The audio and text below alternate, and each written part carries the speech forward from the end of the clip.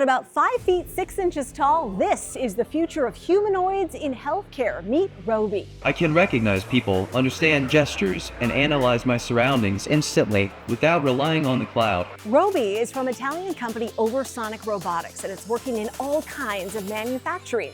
Roby is being tested in hospitals and clinics across Italy, delivering supplies, documents, and doing routine tasks. But more importantly, which is greater, 17 or 23?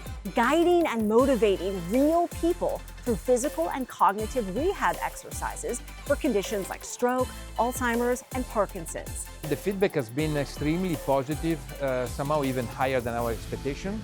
The machine is taking away the components of judgment and shame for the patients. Roby can move its legs forward and back or side to side, and the shoulders and arms have 7 joints for range of motion. And while Oversonic still initially trains using discrete GPUs, here at CES, Roby's demonstrating how it'll now be powered inside by Intel's newest Core Ultra 3 edge processors. At the core of my intelligence beats Intel Panther Lake. We see the benefit in having a quicker answer, not having the need to move to the cloud. Physical AI is our next frontier. Robots have to act safely in the real world. Oversonic is one of 3 companies testing Intel Core Ultra 3, running full-stack robotics now, all on device.